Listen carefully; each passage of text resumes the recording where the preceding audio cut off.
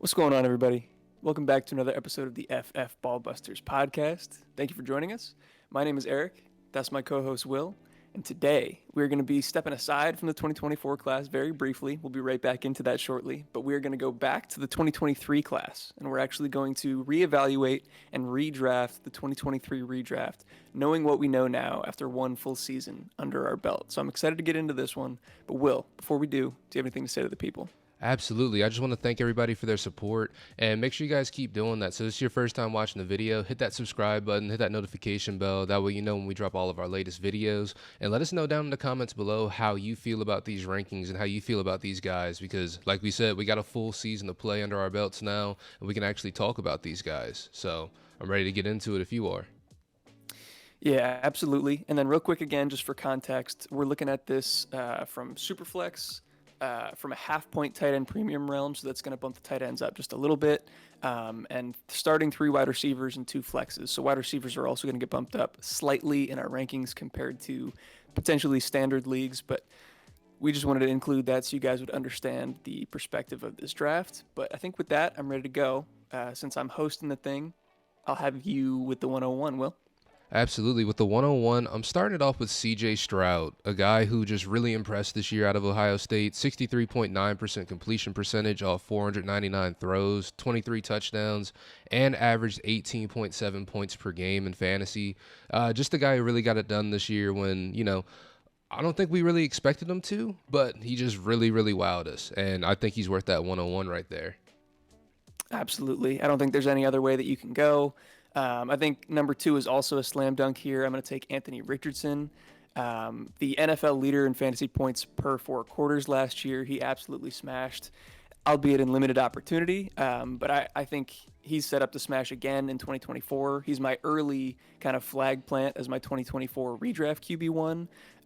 So yeah, I'm very excited for what he's going to bring next year and beyond. And I would absolutely take him here at the 102. Yeah, I absolutely believe in that as well. Looking at the 103, I'm going to go with Bijan Robinson, a guy who was the 101. He's still an elite player. Things are looking up for Atlanta as well. They finally got Arthur Smith out of there, so I feel like things are going to be going up. Also, Bijan this year was 3rd in the position with targets at 86 and 6th in the receptions with 58, and he was also 4th in receiving yards. So just showing that receiving talent out there really gave him that extra ceiling, and I really like Bijan going forward. I think he's going to really show us why he was that prospect going forward now that, new personnel's in there. So I'm looking forward to Bijan going forward. Absolutely. I'm also very excited for that new coaching staff. Things are looking up. At the 104 here, I'm going to take Puka Nacua, set the rookie receiving record, passing Justin Jefferson and Jamar Chase in the process. Also set the rookie receptions record, passing Jalen Waddle and Anquan Bolden in the process. You couldn't have possibly asked for a more impressive rookie season.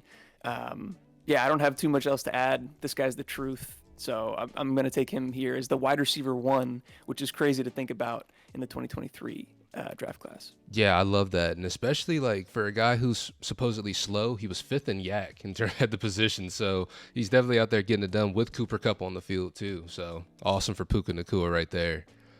At 5, I'm going with Jahmyr Gibbs. He was 8th in targets, 9th in receptions, 8th in points per game, 16.1. He's just the guy who really got it done down the stretch as well. It took him a little bit of time to get that usage, and I think going down the stretch, he definitely got bumped up there. And also in terms of yards per touch, he was 8th with 5.4, and he was 2nd in breakaway run rate with 8.2%. So he's a guy who's really electric out there, makes a lot of home run plays, and going down the stretch with more usage next year, I think he's going to be great. So Jahmyr Gibbs, definitely right here. Yeah, he absolutely lived up to the billing. I'm going to take his teammate here at the 106. I'm going to go with Sam Laporta. Big shout out to Will for having him as the tight end 1 early in the pre-draft process. You absolutely nailed that evaluation. Broke the rookie tight end receptions record and is top 3 in both yards and touchdowns for rookies as well. Finished as the tight end 1 in redraft, and also as most people's tight end 1 in Dynasty at this point as well. There's not much more you can ask for. He's going to be my 106. Yeah, we love an Iowa tight end, and Sam Laporta definitely came out there to play this year, so definitely love to see that. At the 107, it's actually another one of my guys I liked in the pre-draft process a lot. I'm going with Rashee Rice right here. He was just a guy who, especially down the stretch from like week 12 going on, he was really, really good. He also was pretty high in terms of like red zone targets. I think he had like a 24.4% red zone target share. So definitely a guy that Patrick Mahomes started to trust down the stretch in the red zone. And like I said, week 12 going on, he was a beast. And I like to look at those as indicators of how people are going to be doing next season. So taking that momentum going into it, obviously in the playoffs, he's been doing really well for the team as well. So I like Rashee Rice here at the 107. Yeah. Also, need to give you credit for that one. He was one that I kind of disagreed with you on, but he ended up being way better than I expected and succeeding in different ways as well. He's kind of turned himself into, or maybe not turned himself into, but has performed as like a Debo light, like really good in Yak, even with a slightly lower A dot. But yeah, you nailed that evaluation, and I would have taken him in the same spot here. Nice. So we move on to the 108, and it's a little bit of a tricky spot. There's definitely a few names that I have in consideration, but I'm going to go with Devon Achane. Obviously, when we're talking about efficiency, like he's the standard bearer. He was one of the most efficient running backs. I think the most efficient running back in all of football on a per touch basis. He's in the perfect offense for him, even though he's not going to be, a volume hog or anything like that. He's going to get enough touches and going to get used the right way to take advantage and continue that efficiency. We'll see what happens with Raheem Mostert and what his role is going to be in the offense, or if he even stays with the team. But I think that we could see a slight uptick in touches and hopefully in red zone work as well for Devon Achane going forward. Absolutely. And just a couple of facts or a couple of stats I thought were interesting. He was first in fantasy points per opportunity. He was fifth in fantasy points per game, first in yards per touch, second in true yards per carry, and first in breakaway run rate. So just showing that he really, really fits in that Miami offense, and going forward should be super exciting. Absolutely. At the 109, I'm looking at Zay Flowers, and he's another guy who from week 12 going on, he definitely got way more involved. He was also first in route participation with 100%, so he's a guy who was super involved early on, someone they wanted to really get involved early on, and, in the playoffs, obviously they got him more involved too. Sorry for the fumble, that, unfortunate, but in terms of fantasy football, he's somebody that Lamar Jackson trusts out there, and it's tough because there's other people out there as well who weren't really with the team. Like Mark Andrews wasn't there down the stretch, but Isaiah Likely kind of stepped up. So do I think that volume is going to be the same? I'm not sure, but I think his role in the offense doesn't change whatsoever. I think he's going to be great going forward. Yeah, I love that. So we are at the 110 now. Mm-hmm. The 110. This might be a little bit surprising. I'm gonna go with Tank Dell. I was just so impressed with what we saw from him this year. Incredible separator. Clearly has a very good connection with CJ Stroud, and having that connection for the foreseeable future, I think, is incredibly valuable. I think he was used more in the red zone than I expected him to be. He was a good yak threat as well. He could get it done at all levels of the field. Definitely had some other guys in consideration that we'll talk about shortly, but I think he separated himself enough for me to be the 110. Yeah, I think Tank Dell definitely got it done this year, and he's going to continue to, like you said, alongside C.J. Stroud. So definitely exciting going forward. At the 111, I'm going with Jordan Addison here. Somebody that we weren't super optimistic about going into the season, but was able to get it done. Obviously, Justin Jefferson got hurt, so his volume sort of upticked. At the beginning of the season, we thought his volume was pretty weird. Or not his volume was weird, his production was weird. Thought it was kind of fluke. But, down the stretch, even with Justin Jefferson returning, he was still able to get it done. Now, TJ Hawkinson was also hurt, so we're not really sure how that volume is going to translate going forward. But with what we saw and just with the amount that the Vikings like to throw the ball, Jordan Addison did get involved quite a bit and was able to do a lot with it. So I do like Jordan Addison here. Yeah, I think he was definitely in contention at the 110 for me. There's questions about whether Kirk is going to come back and what their quarterback situation is going to look like. Mm-hmm. I do think there is opportunity there for him, though, with TJ Hawkinson getting his ACL repair surgery late. I think we could see him miss probably the first half of the season next year, so there will be targets to go around. So yeah, I like Jordan Addison there. I think at the 112 here to wrap up the first round, I'm going to go with Bryce Young. Hoping for a little bit of a comeback story here. I like the hire of Dave Canales as the head coach. He's shown his ability to work with what the public considered to be lesser quarterbacks and turn them into good quarterbacks. We're talking about Geno Smith and Baker Mayfield, and led them both on playoff runs in back-to-back years. So I think that his track record with quarterbacks speaks volumes to what he could potentially do with Bryce Young, and hopefully he can just provide, I don't know, a steadying force and bring in some more talent, because really he had nothing to work with. Bryce Young, I'm referring to this year. So if he can get from terrible offensive weapons to at least like average in terms of his blockers and his receivers, I think we could see a drastic jump from Bryce Young in 2024. Yeah, I absolutely agree, especially with this year's wide receiver free agent class coming up. I think they got a real good opportunity to actually build around him and hopefully, like you said, build that offense up, because they're not going to be able to really do it through the draft for the next couple of years with first-round picks. So True. they're going to have to, really. Looking at the one, what am I? I was about to say 113. That's crazy. Looking at the 13th overall pick, second round, first pick. Going with Dalton Kincaid here because we are going tight end premium. We're going from that perspective, and I really like the usage from Dalton Kincaid at points in the season. Obviously, Dawson Knox was hurt, but in the playoffs, they did show that they will like to use both of these guys. They'll both get volume. And going forward, I like Dalton Kincaid. I like the skill set that he showed. I like the red zone opportunities he got this year as well. I just think that Buffalo's kind of weird right now and who I think the guys are. With Gabe Davis leaving, things are also going to open up quite a bit unless they bring somebody else in as well. So I like Dalton Kincaid and the possibility of just the volume he could get going into next year. No, absolutely. Completely agree with that one. With the 14th pick here, the 202, we get into some questionable territory, just some guys that have some holes in their profiles. I think I am going to go with Jackson Smith and Jigba.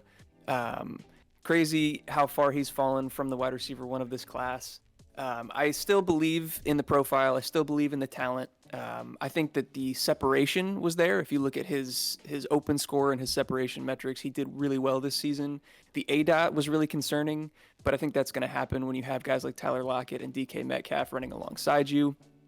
I'm really curious to see who fills the head coaching position and the OC this year. I think that's going to determine a lot for him. And obviously, the outcome of Tyler Lockett's contract situation, whether he comes back or not, is also going to be very big. So there's a lot of question marks here, but I'm still going to bet on the talent at the 202.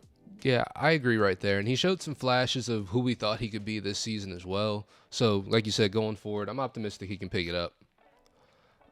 Taking a look at the 203, I'm going to be going with Jaden Reed here from Green Bay.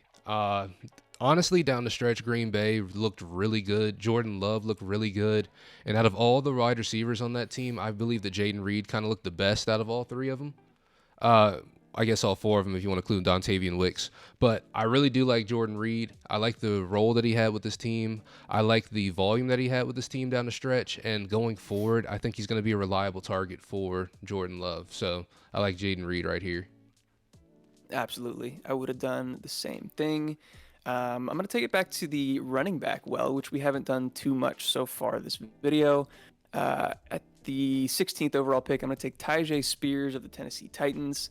He really popped. I think he looked a lot better, not necessarily than we expected, because we talked about him being a really electric player at Tulane, being a really dynamic player. We were worried about the injury concerns, the lack of an ACL in one knee, but he kind of proved, at least through one season, that, the durability wasn't a concern. He looked fantastic in the open field and really, really good as a pass catcher as well. He got tons of volume in the passing game.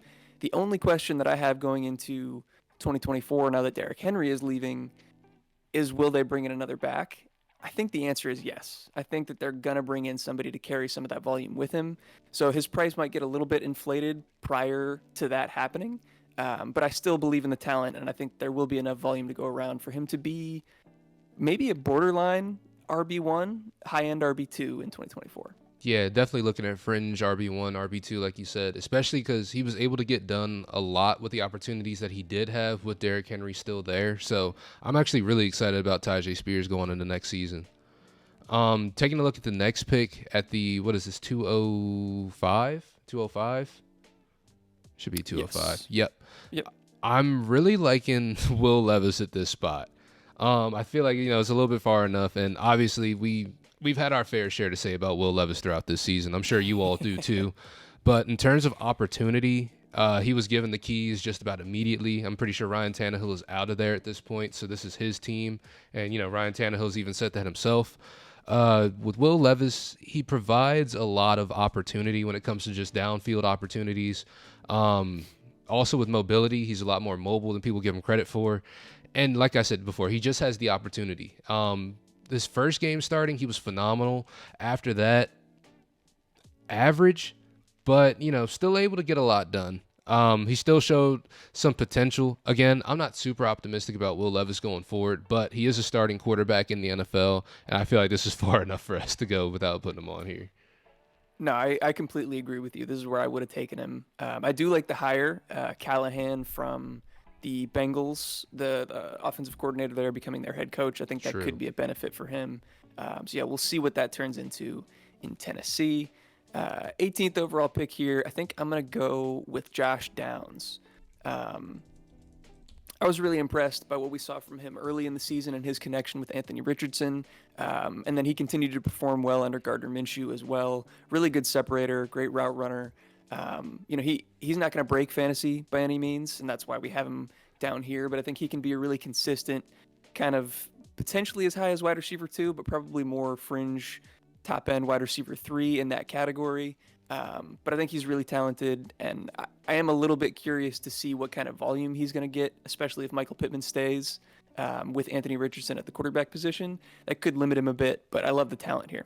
Yeah, I love the talent there. And like you said, he was able to get it done, became a pretty reliable target for whichever quarterback it was out there. So I like Josh Downs a good bit there. Taking a look at the next pick, I'm going to go with Zach Charbonnet, I think. So obviously, like we said, the regime is sort of changing over in Seattle. So we got to really see how the new OC kind of coaches, how the new head coach is. But in the opportunity that Zach Charbonnet got while Kenneth Walker was out this season, he didn't look phenomenal, but he did look good. You know what I mean? Like, he was a good NFL running back, able to get it done in the passing game as well too. So I think Zach Charbonnet going forward should be a little bit more of a part of a 1-2 punch with Kenneth Walker.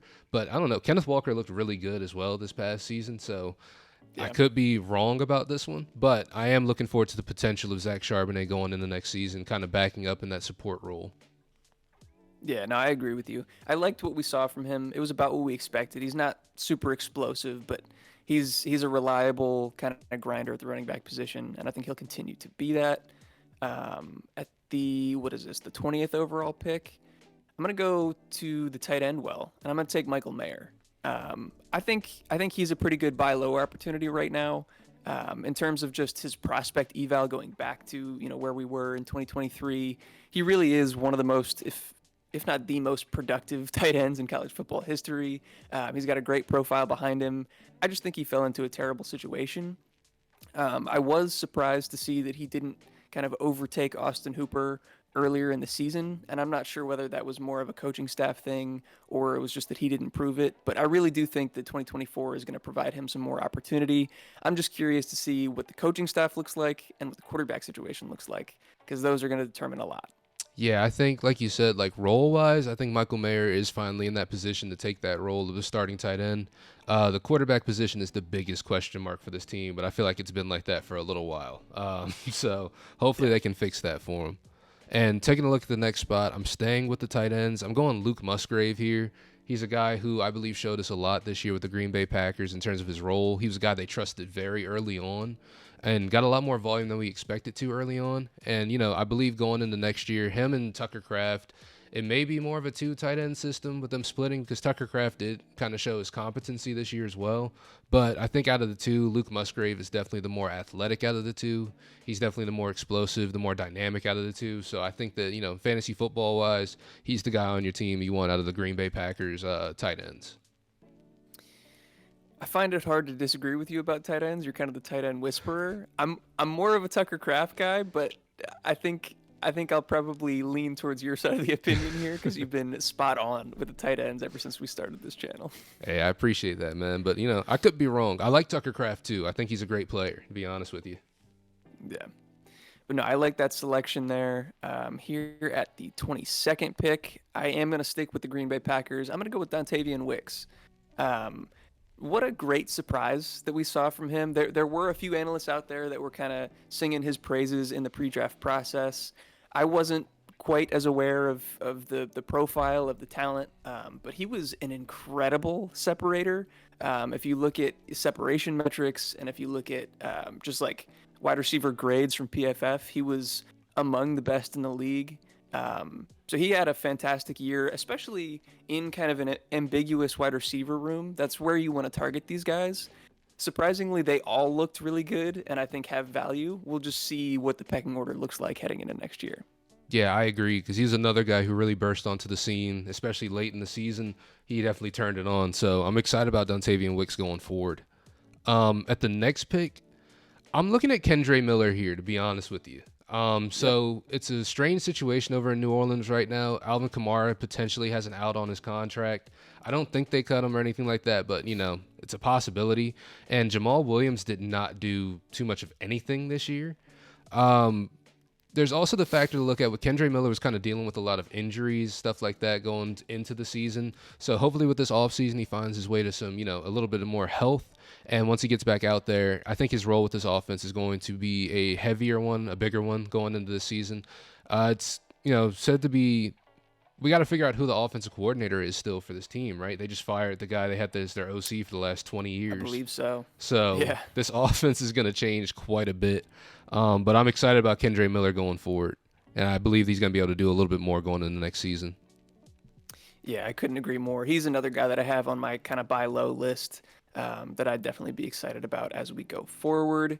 We are going to round this thing out. This is just going to be a 2-round kind of redraft here. I am going to take Tucker Kraft. He was more my guy in the pre-draft process. I did have him over Luke Musgrave.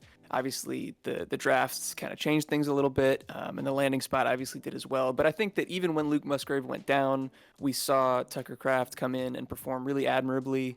Lots of red zone opportunities. I think he showed off some yak ability as well, some athletic traits that we saw from him in the pre-draft process. We got to see what the role is going to be. They got a lot of good young wide receivers. I think you're right about the 2 tight end sets, but again, they could go 3 wide receivers often as well. So we'll have to see how often he's on the field, the snap count, and the target rate. But I think that he's got the talent to make it happen if given the opportunity. Absolutely, and he's definitely the better blocker out of the two as well. So in terms of just on the field opportunities, he's going to be up there. So I like Tucker Kraft right there too. Absolutely. So like I said, that will round us out. That's going to be our 2-round redraft of the 2023 rookies. I hope you guys enjoyed, and if you have anything to add, like Will said in the beginning, drop it down in the comments. Let us know what you think of our lists, where you have these guys ranked, what your opinions are on this draft class as a whole, now that we have 1 full season under our belt. And then all that good YouTube stuff that we talked about at the top. If you guys enjoyed the content, if you're learning anything, please do leave a like. That helps us out a ton. Hit that subscribe button and also hit that notification bell so you can stay up to date with all of our latest videos. I think that's all I got for the people. Will, do you have anything to say before we head out? Yeah, make sure you check out those links down in the description below to our Discord. You can join that community. We got a lot of great guys in there. Also, guys looking with orphan squads to kind of fill out those spots. So if you want to talk fantasy football, you want to get involved in other communities, just make some more friends, honestly, too, join the Discord because it's a great group of guys in there. And also check out the link to our sponsors over at Choice Music Group for just some great music, entertainment, stuff like that. And over at Do Numbers for some great apparel. You can see Eric over there wearing the hoodies. But with that being said, if you guys made it this far into the video, as always, we love you, and we'll catch you in the next one. Peace. Peace.